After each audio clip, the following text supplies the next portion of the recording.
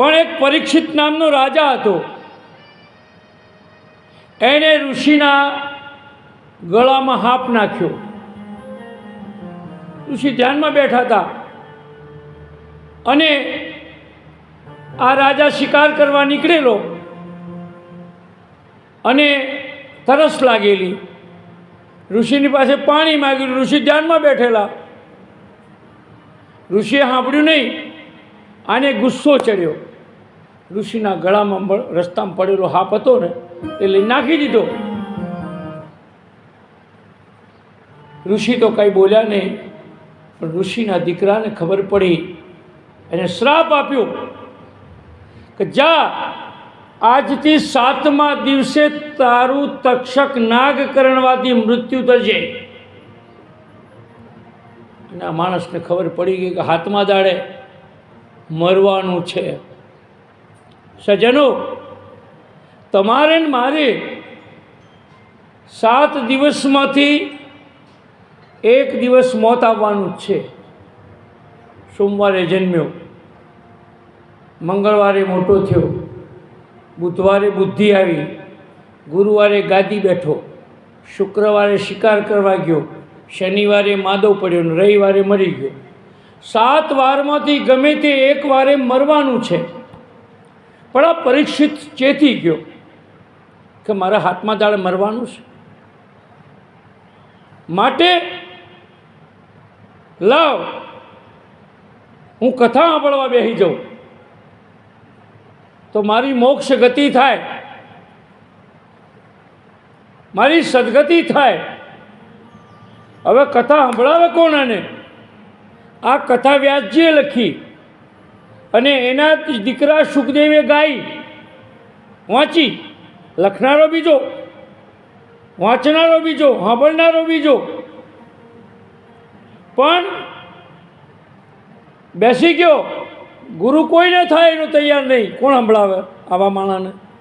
સુખદેવજી મહારાજ, જે 16 વર્ષ સુધી તો માના ગર્ભમાં રહેતા અને બહાર આવ્યા. વૈરાગ, સંસારમાં કોઈ મોહ નથી. અને પરીક્ષિતનો ગુરુ બન્યા અને કે તું બેસ. ગંગાના કિનારે પરીક્ષિત બેસી ગયો. ચલો ભાઈ, પરીક્ષિતની એટલી તો ખબર હતી ને લાલાભાઈ કે 7મા દાડે મારું મોત છે. તમને મને ખબર નથી કે આપણું મોત ક્યારે છે. કારણ કે ચરણને ખબર છે કે મરણ ક્યાં છે. આજે આ કથા અહીં થઈ રહી છે એ આ ગામની 71 પેઢીઓ તરી જશે. આગળની પાછળની બધી પેઢીઓને તારે પુણ્યમાં બધા ભાગીદાર. તમારા પાપમાં કોઈ ભાગીદાર નથી. એવી આ કથા આજે આપણે શરૂ કરી રહ્યા છીએ. ટુનાપો, એક દીકરીને એના બાપે 100 રૂપિયાની નોટ આપી અને કહ્યું કે બેટી આ 100 રૂપિયાની નોટ સાચવી રાખ. છોકરીએ એ નોટ ભાગવત પુસ્તક ચોપડી હતી ને એમાં મૂકી દીધી. પોટલું વાળી મૂકી દીધી. થોડા દિવસ પછી એના પિતાજીએ કહ્યું કે બેટી પેલી નોટ લાવતો.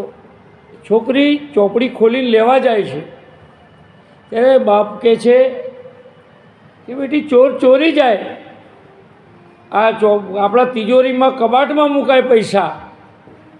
તો કે બાપુજી, ચોરને ને ચોપડીને કંઈ લેવા દેવા નથી. રામાયણને ભાગવતને એને કંઈ લેવા દેવા નથી. ચોર ઘરમાં આખું બધું ફેદે, પણ આ ફેદે ના ફેદે. અને ફેદે તો ચોર રહે નહીં. આ ખોલે ચોર રહે. તમારા મારા જીવનની પોથી આ ખુલી જાય. આ બધા પોતાના ઘેર સિનેમાની એક્ટ્રેસને લાવી શકે, કોઈ સિનેમાવાળાને લાવી, અમિતાભ બચ્ચનને લાવો તો લાવી શકાય. પણ આ કથા કરવી, સારા કામમાં નાચવાવાળી આવે ને તો 500 માણસ ભેગું થઈ જાય 2 મિનિટમાં.